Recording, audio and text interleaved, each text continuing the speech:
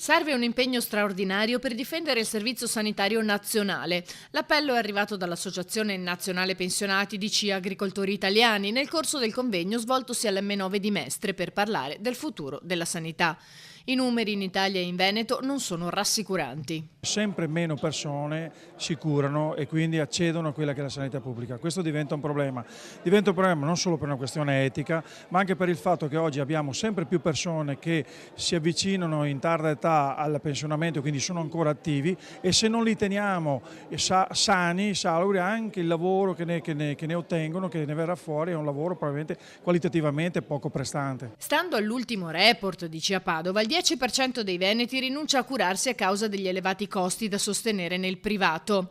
Nella nostra regione le denunce di malattie professionali in agricoltura sono cresciute del 23%. Il lavoro in agricoltura è uno di quei lavori che secondo me viene definito usurante. È vero che oggi con la tecnologia, con l'innovazione, anche l'agricoltura è cambiata, però comunque rimane sempre un lavoro che è soggetto a, come posso dire, alle intemperie, è una fabbrica a cielo aperto, ci sono anche degli sforzi fisici importanti. Ora il tema è che questi agricoltori arrivano alla fine della loro età pensionabile di carriera lavorativa, che poi vengono compensati con pensioni da fame, che sono le più basse d'Europa. Pensate che ci sono agricoltori che vivono con 500 euro di pensione al mese, con i costi che ci sono oggi dopo aver lavorato 50-60 anni in campagna.